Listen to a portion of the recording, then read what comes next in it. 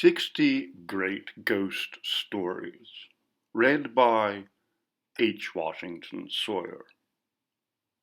Tonight's story, The Southwest Chamber, by Mary Wilkins Freeman.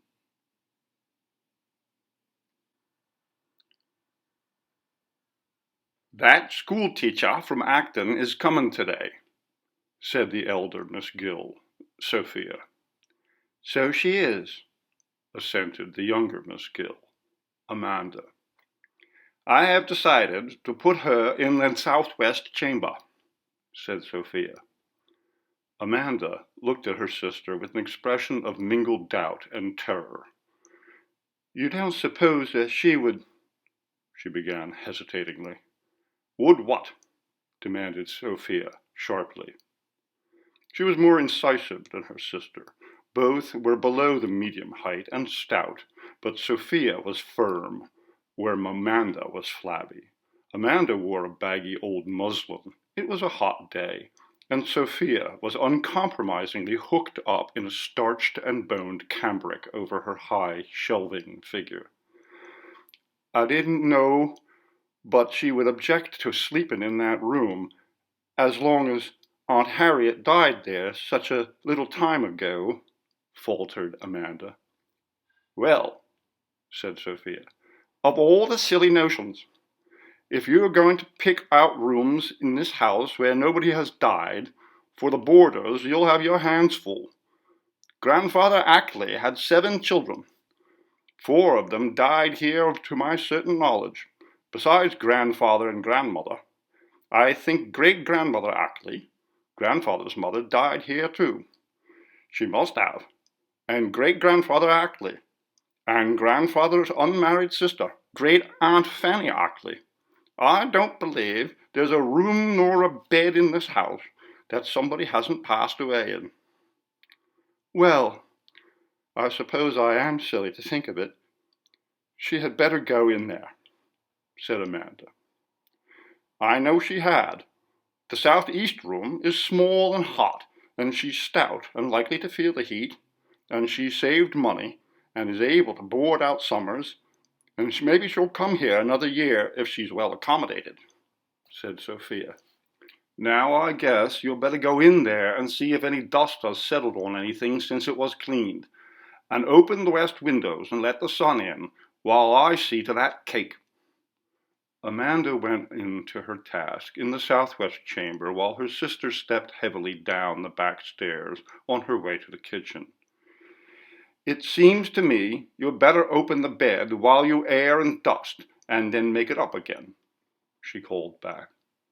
"Yes, sister," Amanda answered shudderingly. Nobody knew how this elderly woman, with the untrammeled imagination of a child, dreaded to enter the southwest chamber. Yet she could not have told why she had the dread. She had entered and occupied rooms which had once been tended by persons now dead. The room which had been hers in the little house in which she and her sister had lived before coming here had been her dead mother's. She had never reflected upon the fact with anything but loving awe and reverence. There had never been any fear. But this was different. She entered, and her heart beat thickly in her ears. Her hands were cold. The room was a very large one. The 4 windows, 2 facing south, 2 west, were closed, the blinds also. The room was in a film of green gloom. The furniture loomed out vaguely.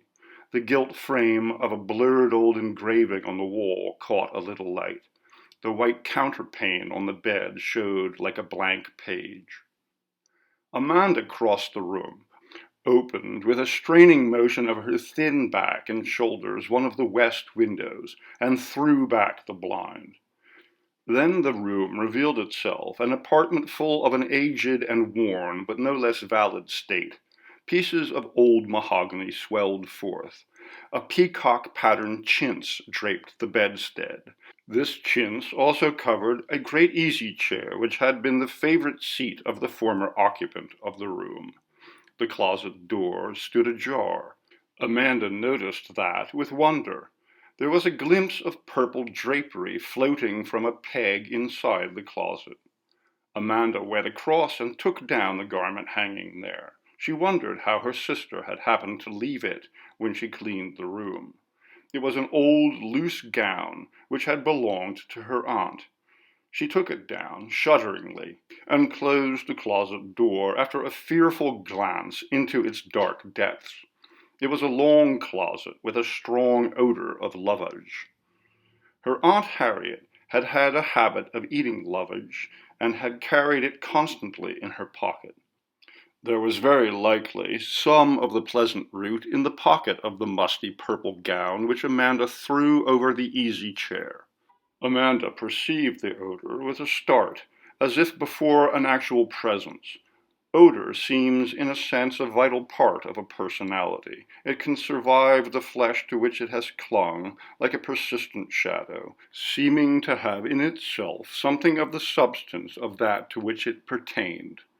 Amanda was always conscious of this fragrance of lovage as she tidied the room. She dusted the heavy mahogany pieces punctiliously after she had opened the bed as her sister had directed. She spread fresh towels over the washstand and the bureau. She made the bed. Then she thought to take the purple gown from the easy chair and carry it to the garret and put it in the trunk with the other articles of the dead woman's wardrobe, which had been packed away there. But the purple gown was not on the chair.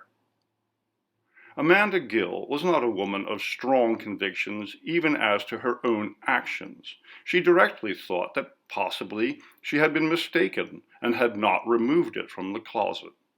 She glanced at the closet door and saw with surprise that it was open, and she had thought that she had closed it. But she instantly was not sure of that. So she entered the closet and looked for the purple gown. It was not there. Amanda Gill went feebly out of the closet and looked at the easy chair again. The purple gown was not there. She looked wildly around the room.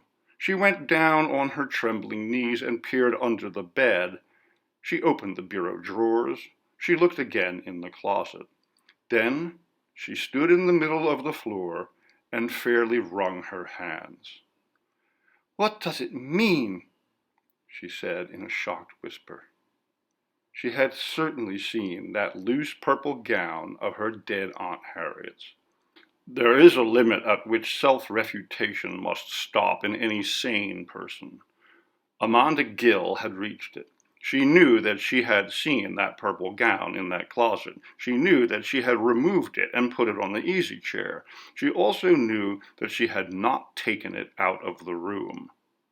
She felt a curious sense of being inverted mentally. It was as if all her traditions and laws of life were on their heads. Never in her simple record had any garment not remained where she had placed it unless removed by some palpable human agency. Then the thought occurred to her that possibly her sister Sophia might have entered the room unobserved while her back was turned and removed the dress. A sensation of relief came over her. Her blood seemed to flow back into its usual channels. The tension of her nerves relaxed. "How silly I am," she said aloud.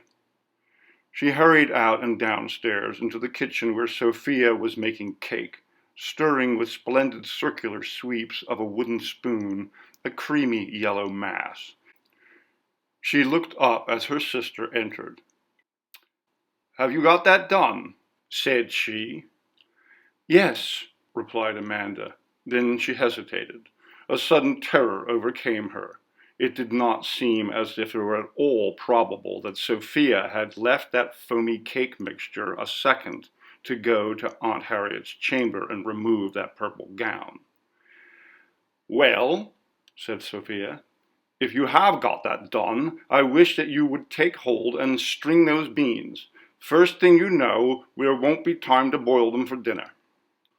Amanda moved toward the pan of beans on the table. Then she looked at her sister. "Did you come up to Aunt Harriet's room while I was there?" she asked weakly. She knew while she asked that what the answer would be. Up in Aunt Harriet's room? Of course I didn't. I can't leave this cake without having it full. You know that well enough. Why? Nothing, replied Amanda. Suddenly she realized that she could not tell her sister what had happened, for before the utter absurdity of the whole thing, her belief in her own reason quailed. She knew what Sophia would say if she told her. She could hear her. Amanda Gill, have you gone stark raving mad? She resolved that she would never tell Sophia. She dropped into a chair and began shelling the beans with nerveless fingers. Sophia looked at her curiously. Amanda Gill, what on earth ails you? She asked. Nothing, replied Amanda. She bent her head very low over the green pods. Yes, there is too. You are as white as a sheet. Your hands are shaking so you can hardly string those beans. I did think that you had more sense, Amanda Gill. I don't know what you mean, Sophia. Yes, you do know what I mean, too. You needn't pretend you don't. Why did you ask me if I'd been in that room? And why do you act so queer? Amanda hesitated. She had been trained to truth. Then she lied. I wondered if you'd noticed how it had leaked in on the paper over the bureau that last rain, she said. What makes you look so pale, then? I don't know. I guess the heat sort of overcame me. I shouldn't think it should have been so very hot in that room that had been shut up so long, said Sophia. She was evidently not satisfied, but then the grocer came to the door and the matter dropped. For the next hour the two women were very busy. They kept no servant. When they had come into possession of this fine old place by the death of their aunt, it had seemed a doubtful blessing. There was not a cent with which to pay for repairs and taxes and insurance, except the $1,200 which they had obtained from the sale of the little house in which they had been born and lived all their lives. There had been a division in the old Ackley family years before. One of the daughters had married against her mother's wish, and had been disinherited. She had married a poor man by the name of Gill, and shared his humble lot in sight of her former home and her sister and mother living in prosperity, until she had borne 3 daughters, and then she died, worn out with overwork and worry. The mother and the elder sister had been pitiless to the last. Neither had ever spoken to her since she left her home the night of her marriage. They were hard women. The 3 daughters of the disinherited sister had lived quiet and poor, but not actually needy lives. Jane, the middle daughter, had married and died in less than a year.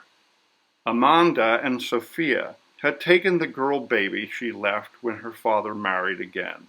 Sophia had taught a primary school for many years and had saved enough to buy the little house in which they lived. Amanda had crocheted lace and embroidered flannel and made tidies and pincushions, and had earned enough for her clothes and the child's, little Flora Scott. Their father, William Gill, had died before they were 30, and now, in their late middle life, had come the death of the aunt to whom they had never spoken, although they had often seen her, who had lived in solitary state in the old Ackley mansion until she was more than 80. There had been no will, and they were the only heirs, with the exception of young Flora Scott, the daughter of the dead sister. Sophia and Amanda thought directly of Flora when they knew of the inheritance. It will be a splendid thing for her. She will have enough to live on when we are gone, Sophia said. She had promptly decided what was to be done. The small house was to be sold, and they were to move to the old Ackley house and take boarders to pay for its keeping. She scouted the idea of selling it. She had enormous family pride. She had always held her head high when she walked past the fine old mansion, the cradle of her race, which she was forbidden to enter. She was unmoved when the lawyer who was advising her disclosed to her the fact that Harriet Ackley had used every cent of the Ackley money. "I realized that we would have to work," she said, "but my sister and I have determined to keep the place." That was the end of the discussion. Sophia and Amanda Gill had been living in the old Ackley house a fortnight. They had 3 boarders, an elderly widow with a comfortable income, a young Congregationalist clergyman, and the middle-aged single woman who had charge of the village library. Now the school teacher from Acton, Miss Louisa Stark, was expected for the summer and would make 4. Sophia considered that they were comfortably provided for. Her wants and her sister's were very few, and even the niece, although a young girl, had small expenses, since her wardrobe was supplied for years to come from that of the deceased aunt. There were stored away in the garret of the Ackley house enough voluminous black silks and satins and bombazines to keep her clad in sombre richness for years to come. Flora was a very gentle girl, with large, serious blue eyes, a seldom smiling, pretty mouth, and smooth flaxen hair. She was delicate and very young, 16 on her next birthday. She came home soon now with her parcels of sugar and tea from the grocer's. She entered the kitchen gravely and deposited them on the table by which her Aunt Amanda was seated, stringing beans. Flora wore an obsolete turban-shaped hat of black straw, which had belonged to the dead aunt. It set high like a crown, revealing her forehead. Her dress was an ancient purple and white print, too long and too large except over the chest, where it held her like a straight waistcoat. "You had better take off your hat, Flora," said Sophia. She turned suddenly to Amanda. "Did you fill the water pitcher in the chamber for the school teacher?" she asked severely. She was quite sure that Amanda had not filled the water pitcher. Amanda blushed and started guiltily. "I declare I don't believe I did," she said. "I didn't think you had," said her sister with sarcastic emphasis. "Flora, you go up to the room that was your great-aunt Harriet's and take the water pitcher off the washstand and fill it with water. Be real careful. Don't break the pitcher, and don't spill the water." "In that chamber?" asked Flora. She spoke very quietly, but her face changed a little. "Yes, in that chamber," returned her Aunt Sophia sharply. "Go right along." Flora went. Her light footstep was heard on the stairs. Very soon she returned with a blue and white water pitcher and filled it carefully at the kitchen sink. "Now be careful and don't spill it," said Sophia as she went out of the room carrying it gingerly. Amanda gave a timidly curious glance at her. She wondered if she had seen the purple gown. Then she started, for the village stagecoach had been driving around the front of the house. The house stood on a corner. "Here, Amanda, you look better than I do. You go and meet her," said Sophia. "I'll just put the cake in the pan and get it in the oven, and I'll come. Show her right to her room." Amanda removed her apron hastily and obeyed. Sophia hurried with her cake, pouring it into the baking tins. She had just put it in the oven when the door opened and Flora entered carrying the blue water pitcher. "What are you bringing down that pitcher again for?" asked Sophia. "She wants some water, and Aunt Amanda sent me," replied Flora. Her pretty face had a bewildered expression. "For the land's sake, she hasn't used up all that great pitcherful of water so quick." "There wasn't any water in it," replied Flora. Her high, childish forehead was contracted slightly with a puzzled frown as she looked at her aunt. "Wasn't any water in it?" "No, ma'am." "Didn't I see you filling a pitcher with water not 10 minutes ago? I want to know." "Yes, ma'am." What did you do with that water? Nothing. Did you carry that pitcher full of water up to that room and set it on the washstand? Yes, ma'am. Didn't you spill it? No, ma'am. Now, Flora Scott, I want the truth. Did you fill that pitcher with water and carry it up there, and wasn't there any there when she came to use it? Yes, ma'am. Let me see that pitcher. Sophia examined the pitcher. It was not only perfectly dry from top to bottom, but even a little dusty. She turned severely on the young girl. That shows, she said, you did not fill the pitcher at all. You let the water run at the side because you didn't want to carry it upstairs. I am ashamed of you. It's bad enough to be so lazy, but when it comes to not telling the truth. The young girl's face broke up suddenly into piteous confusion, and her blue eyes became filmy with tears. I did fill the pitcher, honest, she faltered. I did, Aunt Sophia. You ask Aunt Amanda. I'll ask nobody. This pitcher is proof enough. Water don't go off and leave a pitcher dusty on the inside if it was put in 10 minutes ago.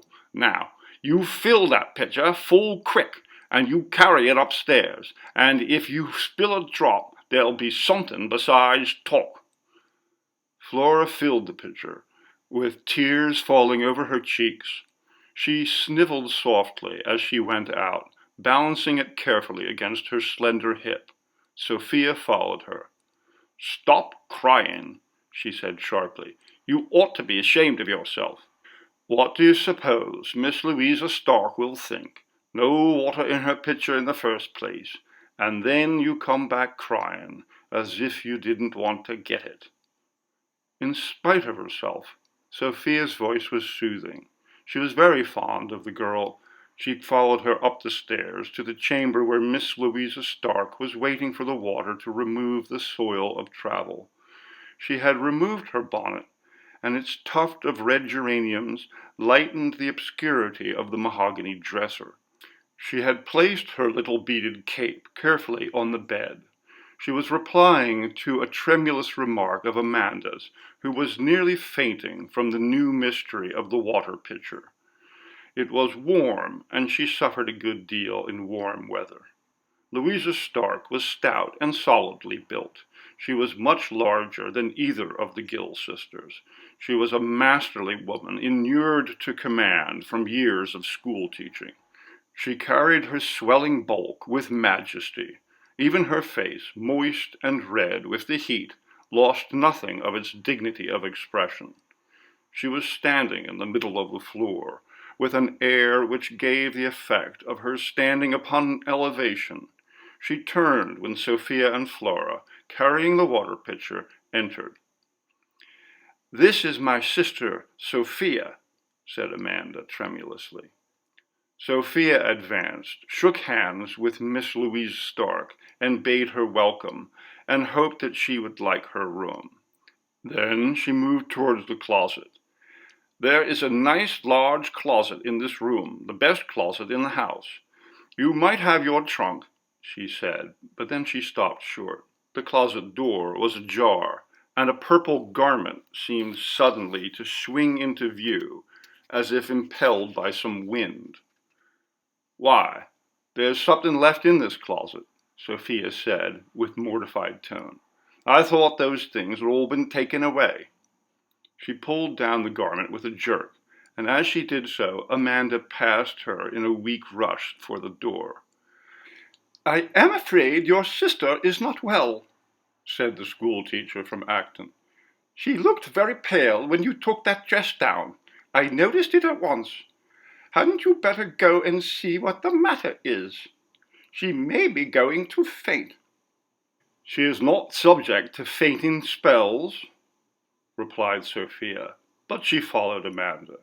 She found her in the room which they had occupied together, lying on the bed, very pale and gasping. She leaned over her. Amanda, what is the matter? Don't you feel well? She asked. I feel a little faint. Sophia got a camphor bottle and began rubbing her sister's forehead. "Do you feel better?" she asked. Amanda nodded.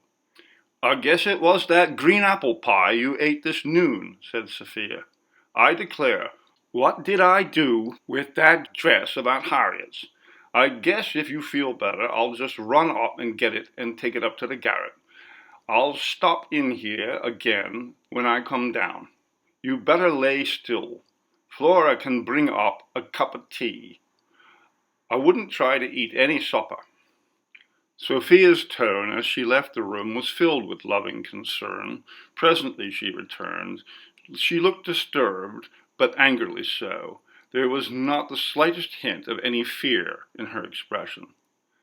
"I want to know," she said, looking sharply and quickly around, "if I brought that purple dress in here, after all." "I didn't see you," replied Amanda. "I must have. It isn't in that chamber. In the water closet. You aren't lying on it, are you?" "I lay down before you came in," replied Amanda. "So you did. Well, I'll go and look again." Presently, Amanda heard her sister's heavy step on the garret stairs. Then she returned with a queer, defiant expression on her face. "I carried it up to the garret, after all, and put it in the trunk," she said. "I declare I forgot it. I suppose your being faint sort of put it out of my head. There it was, folded up just as nice, right where I put it." Sophia's mouth was set. Her eyes upon her sister's scared, agitated face were full of hard challenge. "Yes," murmured Amanda. "I must go right down and see to that cake," said Sophia, going out of the room. "If you don't feel well, you pound on the floor with the umbrella."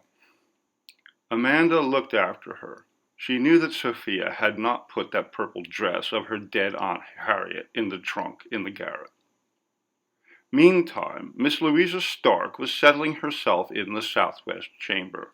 She unpacked her trunk and hung her dresses carefully in the closet.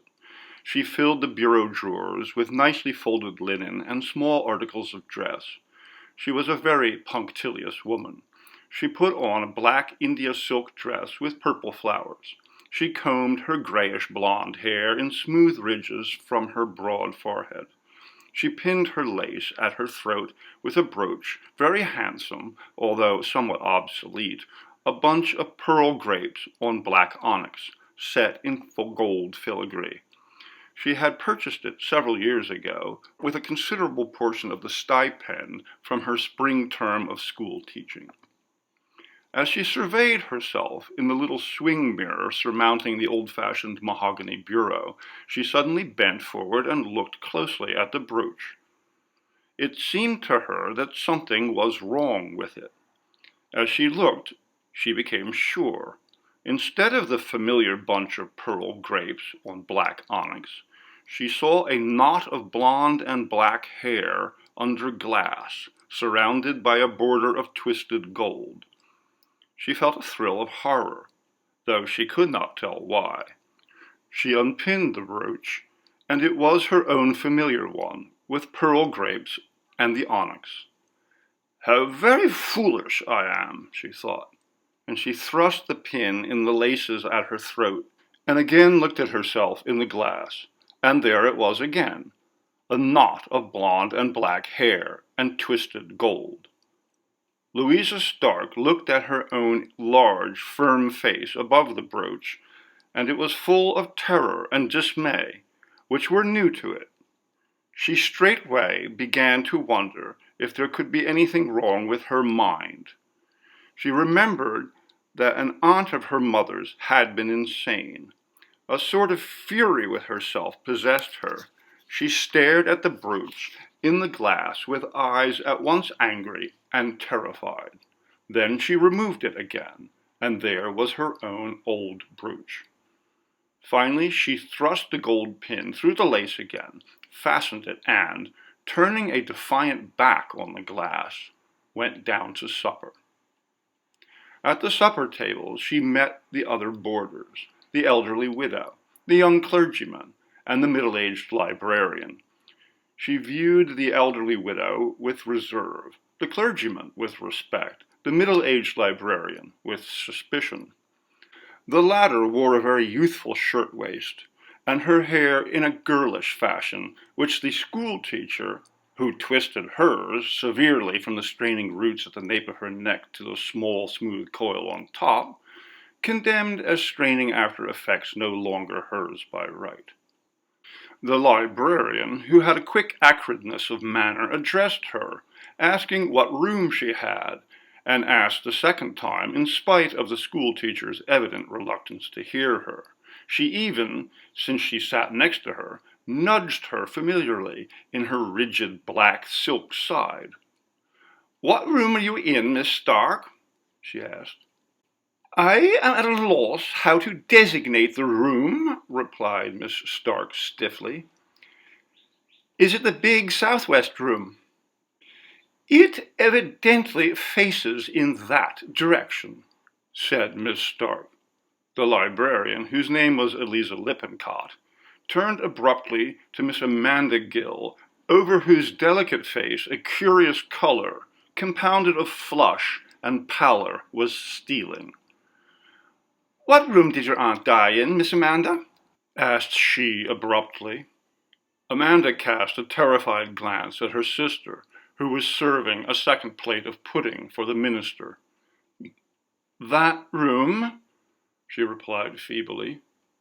"That's what I thought," said the librarian with a certain triumph. "I calculated that must be the room she died in, for it's the best room in the house, and you haven't put anybody in it before. Somehow, the room that anybody has died in lately is generally the last room that anyone's put in. I suppose you are so strong-minded that you don't object to sleeping in a room where someone has died a few weeks ago?" she inquired of Louisa Stark, with sharp eyes on her face. "No, I do not," replied Miss Stark with emphasis. "Nor in the same bed?" persisted Eliza Lippincott, with kittenish reflection. The young minister looked up from his pudding. He was very spiritual, but he had had poor pickings in his previous boarding place, and could not help a certain abstract enjoyment over Miss Gill's cooking. "You would certainly not be afraid, Miss Lippincott," he remarked, with his gentle, almost caressing inflection of tone. "You would not for a minute believe the higher power would allow any manifestation on the part of a disembodied spirit, who we trust is in her heavenly home, to harm one of his servants?" "Oh, Mr. Dunn, of course not," replied Eliza Lippincott with a blush. "Of course not. I never meant to imply—" "I could not believe you did," said the minister gently. He was very young, but he already had a wrinkle of permanent anxiety between his eyes and a smile of permanent ingratiation on his lips. The lines of the smile were as deeply marked as the wrinkle. "Of course, dear Miss Harriet Gill was a professing Christian," remarked the widow, "and I don't suppose a professing Christian would come back and scare folks if she could. I wouldn't be a mite afraid to sleep in that room. I'd rather have it than the one I've got. If I was afraid to sleep in a room where a good woman died, I wouldn't tell of it. If I saw things or heard things, I'd think the fault must be my own guilty conscience." Then she turned to Miss Stark. "Any time you feel timid in that room, I'm ready and willing to change with you," she said. "Thank you. I have no desire to change. I am perfectly satisfied with my room," replied Miss Stark with freezing dignity, which was thrown away upon the widow. "Well," she said, "any time, if you should feel timid, you know what to do. I got a real nice room. It faces east and gets morning sun, but it isn't so nice as yours, according to my way of thinking. I'd rather take my chances any day in a room anybody died in rather than the one that was hot in the summer.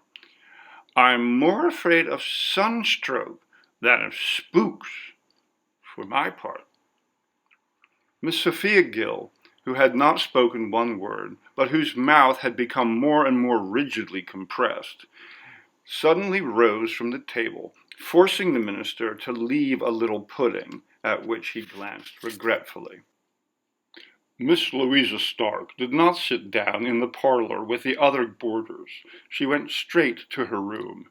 She felt tired after her journey and meditated a loose wrapper and writing a few letters quietly before she went to bed. Then, too, she was conscious of a feeling that if she delayed, the going there at night might assume more terrifying proportions. She was full of defiance against herself and her own lurking weakness.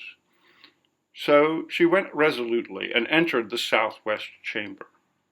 There was through the room a soft twilight. She could dimly discern everything, the white satin scrollwork on the wallpaper and the white counterpane on the bed being most evident. Consequently, both arrested her attention first. She saw against the wallpaper directly facing the door the waist of her best black satin dress hung over a picture. "That is very strange," she said to herself, and again a thrill of vague horror came over her.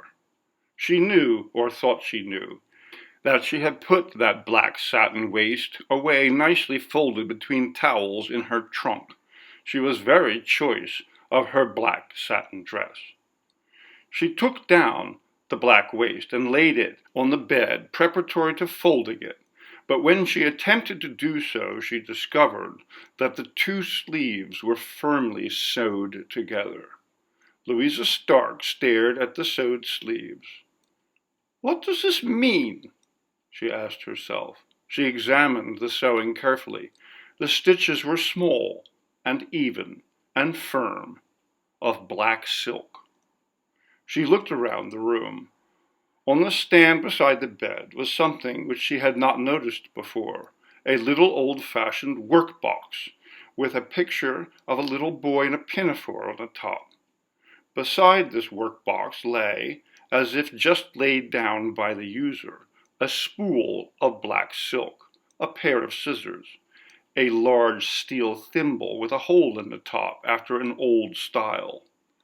Louisa stared at these, then at the sleeves of her dress. She moved toward the door.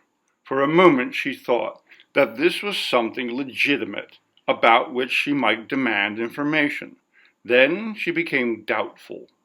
Suppose that workbox had been there all the time. Suppose she had forgotten. Suppose she herself had done this absurd thing. Or suppose that she had not. What was to hinder the others from thinking so?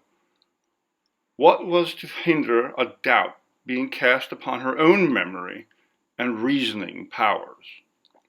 Louisa Stark had been on the verge of a nervous breakdown in spite of her iron constitution and her great willpower.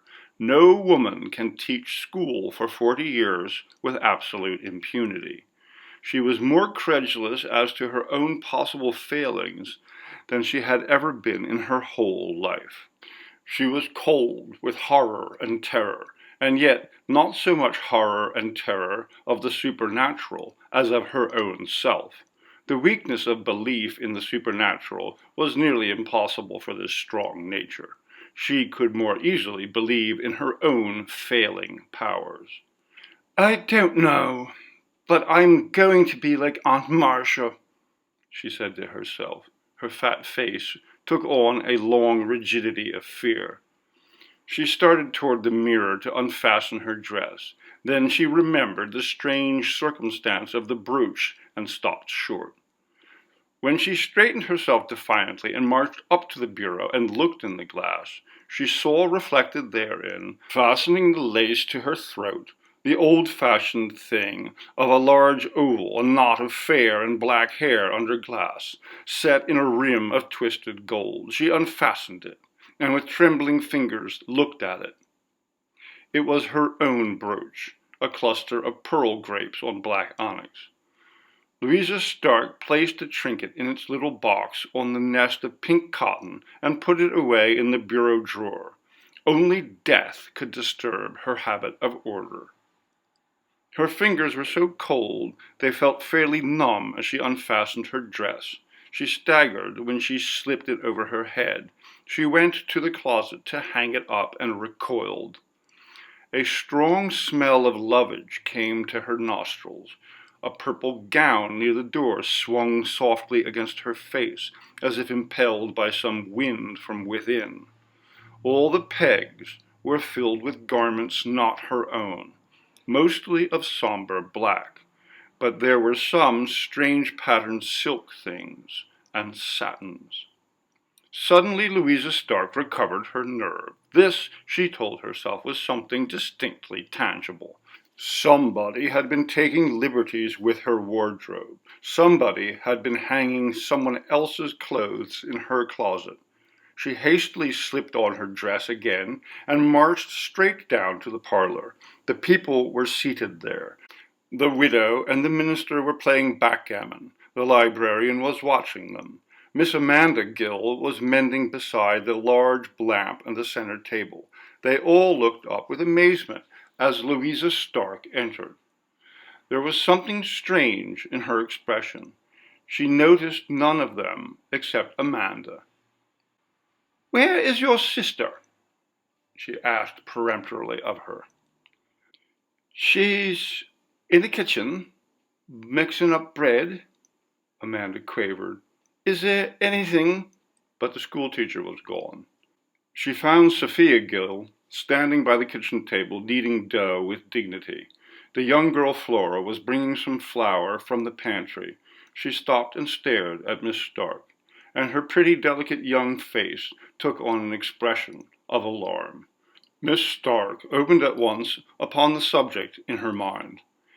"Miss Gill," she said, with her utmost schoolteacher manner, "I wish to inquire why you have had my own clothes removed from the closet in my room and others substituted?" Sophia Gill stood with her hands fast in the dough, regarding her. Her own face paled slowly and reluctantly. Her mouth stiffened. "What? I don't quite understand what you mean, Miss Stark," said she. "My clothes are not in the closet in my room. It is full of things which do not belong to me," said Louisa Stark. "Bring me that flour," said Sophia sharply to the young girl, who obeyed, casting timid, startled glances at Miss Stark as she passed her. Sophia Gill began rubbing her hands clear of the dough. "I am sure I don't know nothing about it," she said, with a certain tempered asperity. "Do you know anything about it, Flora?" "Oh, no, I don't know anything about it, Aunt Sophia," answered the young girl flutteringly. Then Sophia turned to Mrs. Stark. "I'll go upstairs with you, Miss Stark," said she, "and see what the trouble is. There must be some mistake." She spoke stiffly, with constrained civility. "Very well," said Miss Stark with dignity, and then she and Miss Sophia went upstairs. Flora stood staring after them. Sophia and Louise Stark went up to the southwest chamber. The closet door was shut. Sophia threw it open. Then she looked at Miss Stark. On the pegs hung the schoolteacher's own garments in ordinary array. "I can't see what there's anything wrong," remarked Sophia grimly. Miss Stark strove to speak, but could not. She sank down on the nearest chair. She did not even attempt to defend herself. She saw her own clothes in the closet. She knew there had been no time for any human being to remove those which she thought she had seen and put hers in their places. She knew it was impossible. Again, the awful horror of herself overwhelmed her. "You must have been mistaken," she heard Sophia say. She muttered something, she scarcely knew what. Sophia then went out of the room. Presently she undressed and went to bed. In the morning she did not go down to breakfast, and when Sophia came to inquire, requested that the stage be ordered for the noon train. She said that she was sorry, but was ill, and feared lest she might be worse, and she felt that she must return home at once. She looked ill, and could not take even the toast and tea which Sophia had prepared for her. Sophia felt a certain pity for her, but it was largely mixed with indignation. She felt that she knew the true reason for the schoolteacher's illness and sudden departure, and it incensed her. "If folks are going to act like fools, we shall never be able to keep this house," she said to Amanda after Miss Stark had gone, and Amanda knew what she meant. Directly the widow, Miss Elvira Simmons, knew that the schoolteacher had gone and that the southwest chamber was vacant, she begged to have it in exchange for her own. Sophia hesitated a moment. She eyed the widow sharply.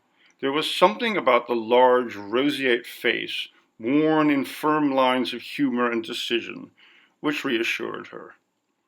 "I have no objection, Miss Simmons," said she, "if—" "If what?" asked the widow. "If you have common sense enough not to keep fussing because the room happens to be one my aunt died in," said Sophia bluntly. "Fiddlesticks," said the widow, Miss Elvira Simmons. That very afternoon she moved into the southwest chamber. The young girl Flora assisted her, though much against her will. "Now I want you to carry Miss Simmons' dresses into the closet in that room and hang them up nicely, and see that she has everything she wants," said Sophia Gill. "And you can change the bed and put on fresh sheets. What are you looking at me that way for?" "Oh, Aunt Sophie, can't I do something else?" "What do you want to do something else for?" "I am afraid." "Afraid of what? I should think you'd hang your head. No, you go right in there and you do what I tell you." Pretty soon Flora came running into the sitting room where Sophia was, as pale as death, and in her hand she held a queer, old-fashioned frilled nightcap. "What's that?" demanded Sophia. "I found it under the pillow." "What pillow?" "In the southwest room." Sophia took it and looked at it sternly. "It's Great Aunt Harriet's," said Flora faintly. "You run down the street and do that errand at the grocer's for me, and I'll see to that room," said Sophia with dignity. She carried the nightcap away and put it in the trunk in the garret, where she had supposed it stored with the rest of the dead woman's belongings. Then she went into the southwest chamber and made the bed and assisted Mrs. Simmons to move, and there was no further incident. The widow was openly triumphant over her new room. She talked a deal about it at the dinner table. "It is the best room in the house. I expect you all to be envious of me," she said. "And you are sure you don't feel afraid of ghosts?" said the librarian. "Ghosts!" repeated the widow with scorn. "If a ghost comes, I'll send her over to you. You are just across the hall from the southwest room." "You needn't," returned Eliza Lippincott with a shudder. "I wouldn't sleep in that room after—" She checked herself with an eye on the minister. "After what?" asked the widow. "Nothing," replied Eliza Lippincott in an embarrassed fashion. "I trust Miss Lippincott has too good sense and too great faith to believe in anything of that sort," said the minister. "I trust so too," replied Eliza hurriedly. "You did see or hear something. Now what was it? I want to know," said the widow that evening when she was alone in the parlor. The minister had gone to make a call. Eliza hesitated. "What was it?" insisted the widow. "Well," said Eliza hesitatingly, If you'll promise not to tell. Yes, I promise. What was it? Well, one day last week, just before the school teacher came, I went in that room to see if there were any clouds. I wanted to wear my gray dress, and I was afraid that it was going to rain, so I wanted to look out at the sky at all points. So I went in there and what? Well, you know that chintz over the bed, and the valance, and the easy chair. What pattern would you say it was?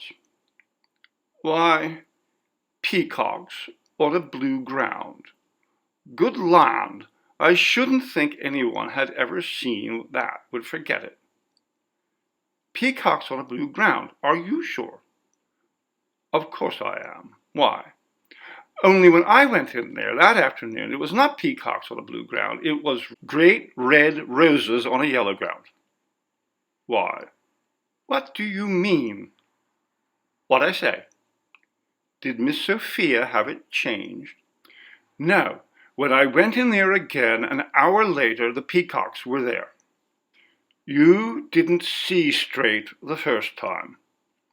I expect you would say that. The peacocks are there now. I saw them just now. Yes, I suppose so. I suppose they flew back. But they couldn't. Looks as if they did. Why, how could such a thing be? It couldn't be. Well, all I know is those peacocks were gone for an hour that afternoon, and the red roses on yellow ground were there instead. The widow stared at her a moment, and then she began to laugh rather hysterically. Well, she said, I guess I shan't give up my nice room for any such tomfoolery as that. I guess I would just as soon have red roses on yellow ground as peacocks on blue, but there's no use talking. You couldn't have seen straight. How could such a thing have happened? I don't know, said Eliza Lippincott, but I know I wouldn't sleep in that room if you gave me $1,000. Well, I would, said the widow, and I'm going to. When Mrs. Simmons went to the southwest chamber that night, she cast a glance at the bed hanging and the easy chair.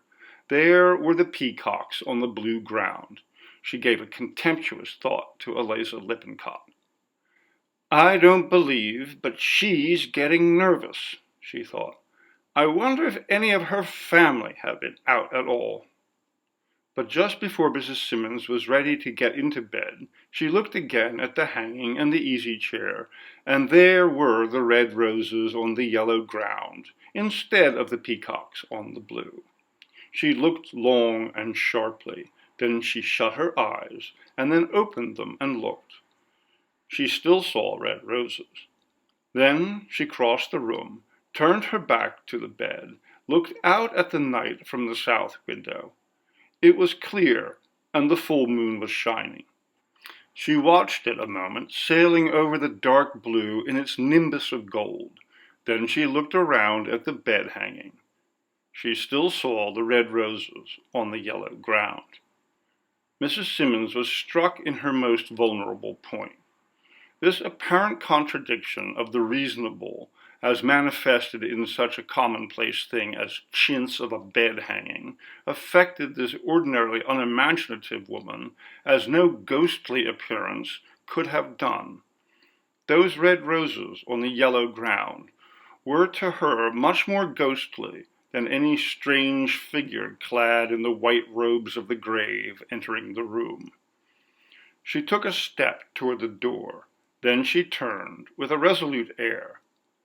As for going downstairs and owning up I'm scared and having that Lippincott girl crowing over me, I won't for any red roses instead of peacocks. I guess they can't hurt me, and as long as we're both of us seen them, I guess we can't be getting loony, she said. Mrs. Elvira Simmons blew out her light and got into bed, and lay staring out between the chintz hangings at the moonlit room. She said her prayers in bed always, as being more comfortable, and presumably just as acceptable in the case of a faithful servant with a stout habit of body. Then, after a little, she fell asleep, and was too practical a nature to be kept long awake by anything which had no power of actual bodily effect upon her. No stress of the spirit had ever disturbed her slumbers. So she slumbered between the red roses or the peacocks, she did not know which. But she was awakened about midnight by a strange sensation in her throat. She had dreamed that someone with long white fingers was strangling her, and she saw bending over her the face of an old woman in a white cap. When she waked, there was no old woman. The room was almost as light as day in the full moonlight, and looked very peaceful, but the strangling sensation at her throat continued, and besides that, her face and ears felt muffled. She put up her hand and felt that her head was covered with a ruffled nightcap, tied under her chin so tightly that it was exceedingly uncomfortable. A great qualm of horror shot over her. She tore the thing off frantically and flung it from her with a convulsive effort, as if it had been a spider. She gave, as she did so, a quick short scream of terror. She sprang out of bed and was going toward the door when she stopped. It had suddenly occurred to her that Eliza Lippincott might have entered the room and tied on the cap while she was asleep. She had not locked her door. She looked in the closet, under the bed. There was no one there. Then she tried to open the door, but to her astonishment found that it was locked, bolted on the inside. I must have locked it, after all, she reflected with wonder, for she never locked her door. Then she could scarcely conceal from herself that there was something out of the usual about it all. Certainly no one could have entered the room and departed locking the door on the inside. She could not control the long shiver of horror that crept over her, but she was still resolute. She resolved that she would throw the cap out the window. I'll see if I have tricks like that played on me. I don't care who does it, said she quite aloud, and she was still unable to believe wholly in the supernatural. The idea of some human agency was still in her mind, filling her with anger. She went toward the spot where she had thrown the cap.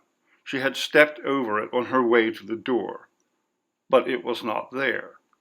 She searched the whole room, lighting her lamp, but she could not find the cap. Finally, she gave it up. She extinguished her lamp and went back to bed. She fell asleep again, to be again awakened in the same fashion. That time she tore off the cap as before, but she did not fling it on the floor as before. Instead, she held to it with a fierce grip. Her blood was up. Holding fast to the white flimsy thing, she sprang out of bed, ran to the window, which was open, slipped the screen, and flung it out. But a sudden gust of wind, though the night was calm, rose and floated it back in her face. She brushed it aside like a cobweb, and she clutched at it. She was actually furious. It eluded her clutching fingers. Then she did not see it at all. She examined the floor. She lighted her lamp again and searched, but there was no sign of it. Mrs. Simmons was then in such a rage that all terror had disappeared for the time. She did not know with what she was angry, but she had a sense of some mocking presence which was silently proving too strong against her weakness, and she was aroused to the utmost power of resistance. To be baffled like this, and resisted by something which was as nothing to her straining senses, filled her with intensest resentment. Finally, she got back into bed again. She did not go to sleep. She felt strangely drowsy, but she fought against it. She was wide awake, staring at the moonlight, when she suddenly felt the soft white strings of the thing tighten around her throat and realized that her enemy was again upon her. She seized the strings, untied them, twitched off the cap, ran with it to the table where her scissors lay, and furiously cut it into small bits. She cut and tore, feeling an insane fury of gratification. "There," said she, quite aloud. "I guess I shan't have any more trouble with this old cap." She tossed the bits of muslin into a basket and went back to bed. Almost immediately, she felt the soft strings tighten around her throat. Then, at last, she yielded, vanquished. This new refutal of all the laws of reason by which she had learned, as it were, to spell her theory of life, was too much for her equilibrium. She pulled off the clinging strings feebly, drew the thing from her head, slid weakly out of bed, caught up her wrapper, and hastened out of the room. She went noiselessly along the hall to her old room.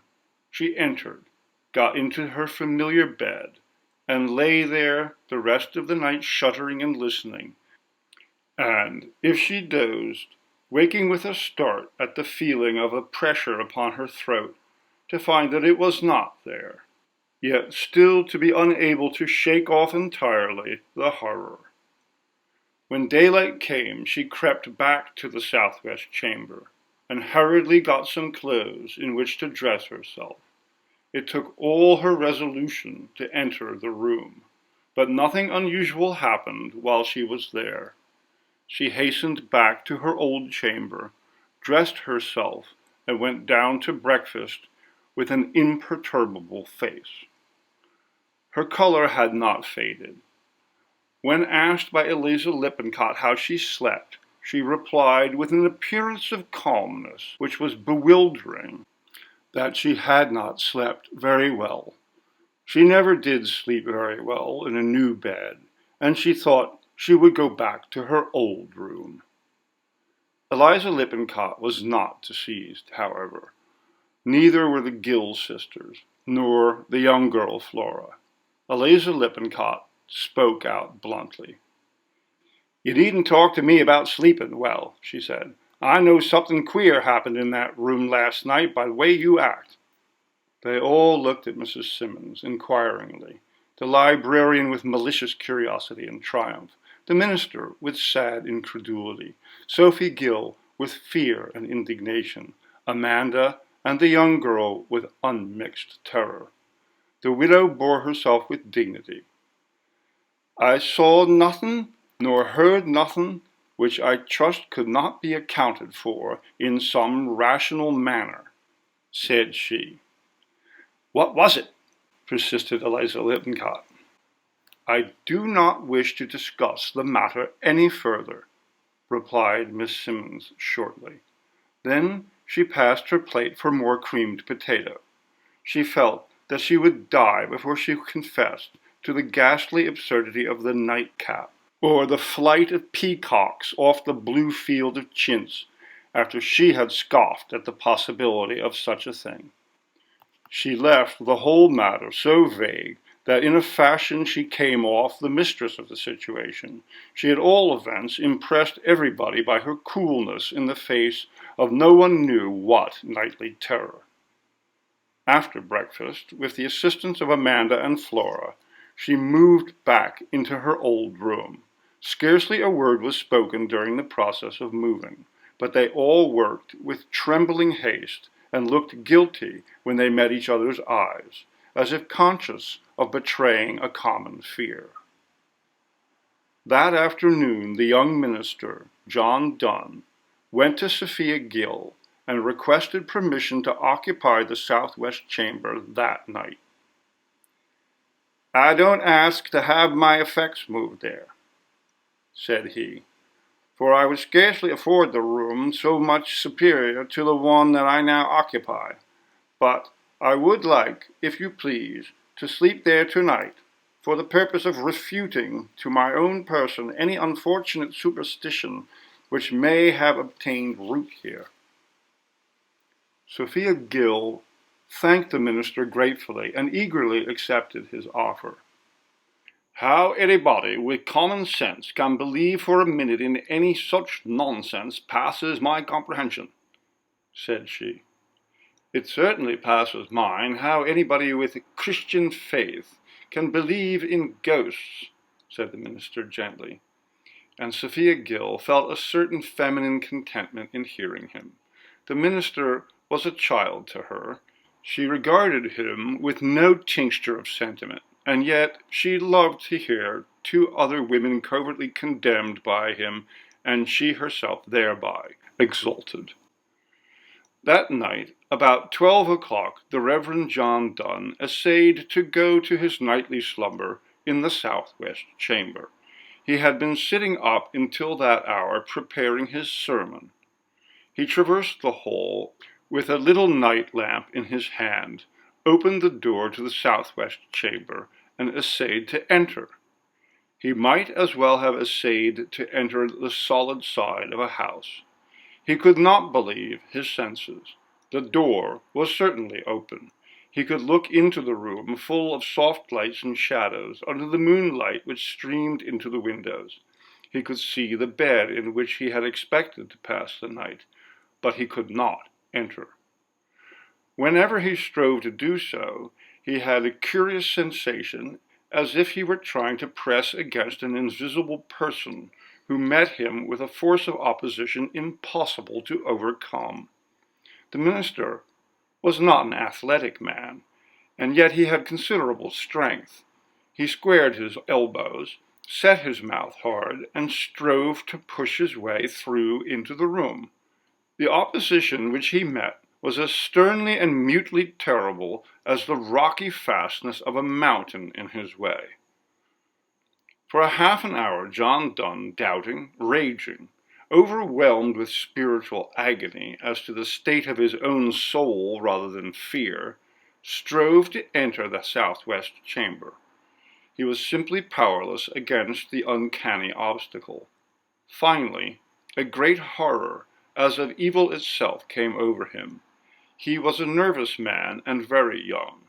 He fairly fled to his own chamber and locked himself in like a terror-stricken girl. The next morning he went to Miss Gill and told her frankly of what had happened, and begged her to say nothing about it, lest he should have injured the cause by the betrayal of such weakness, for he actually had come to believe that there was something wrong with the room. "What it is I know not, Miss Sophia," said he, "but I firmly believe against my will that there is in that room some accursed evil power at work, of which modern faith and modern science know nothing." Miss Sophia Gill listened with grimly lowered face. She had an inborn respect for the clergy, but she was bound to hold that southwest chamber in the dearly beloved old house of her fathers free from blame. "I think that I will sleep in that room myself tonight," she said, when the minister had finished. He looked at her in doubt and dismay. "I have great admiration for your faith and courage, Miss Sophia," he said. "But are you wise?" "I am fully resolved to sleep in that room tonight," she said conclusively. There were occasions when Miss Sophia Gill could put on a manner of majesty, and she did so now. It was 10 o'clock that night when Sophia Gill entered the southwest chamber. She had told her sister what she intended doing, and had been proof against her tearful entreaties. Amanda was charged not to tell the young girl, Flora. "There is no use in frightening that child over nothing," said Sophia. Sophia, when she entered the southwest chamber, set the lamp which she carried on the bureau, and began moving about the room, pulling down the curtains, taking off the nice white counterpane of the bed, and preparing generally for the night. As she did so, moving with great coolness and deliberation, she became conscious that she was thinking some thoughts that were foreign to her. She began remembering what she could not have remembered, since she was not then born: the trouble over her mother's marriage, the bitter opposition, the shutting of the door upon her, the ostracizing of her from heart and home. She became aware of a most singular sensation, as of bitter resentment herself, not against the mother and sister who had so treated her mother, but against her own mother. And then she became aware of a like bitterness extended to her own self. She felt malignant toward her mother as a young girl whom she had remembered, though she could not have remembered, and she felt malignant towards her own self, and her sister Amanda, and Flora. Evil suggestions surged in her brain, suggestions which turned her heart to stone, and which still fascinated her. And all the time, by a sort of double consciousness, she knew that what she thought was strange, and not due to her own volition. She knew that she was thinking the thoughts of some other person, and she knew who. She felt herself possessed. But there was tremendous strength in the woman's nature, and she had inherited strength for good and righteous self-assertion from the evil strength of her ancestors. They had turned their own weapons against themselves. She made an effort which seemed almost mortal, but was conscious that the hideous thing was gone from her. She thought her own thoughts. Then she scouted to herself the idea of anything supernatural about the terrific experience. "I am imagining everything," she told herself, and she went on with her preparations. She went to the bureau to take down her hair. She looked in the glass and saw, instead of her softly parted waves of hair, harsh lines of iron gray under the black borders of an old-fashioned headdress.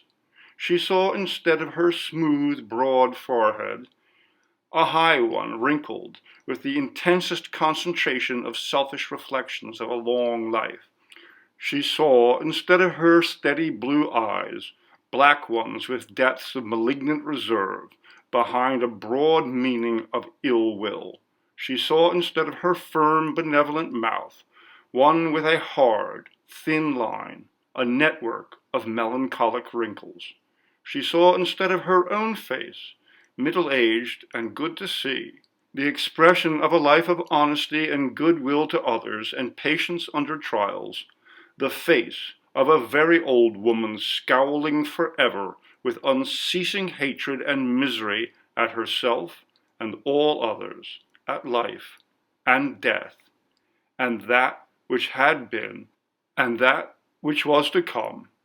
She saw, instead of her own face in the glass, the face of her dead Aunt Harriet, topping her own shoulders in her own well-known dress. Sophia Gill left the room. She went into the one which she shared with her sister Amanda. Amanda looked up and saw her standing there. She had set the lamp on the table, and she stood holding a handkerchief over her face. Amanda looked at her with terror. "What is it? What is it, Sophia?" she gasped. Sophia stood with the handkerchief pressed to her face. "Oh, Sophia, let me call somebody. Is your face hurt? Sophia, what is the matter with your face?" fairly shrieked Amanda. Suddenly Sophia took the handkerchief from her face. "Look at me, Amanda Gill," she said in an awful voice. Amanda looked shrinking. "What is it? Oh, what is it? You don't look hurt. What is it, Sophia?" "What do you see?" "Why, I see you." "Me?" "Yes, you. What did you think I should see?" Sophia Gill looked at her sister. Never as long as I live will I tell you what I thought you would see, and you must never ask me," she said.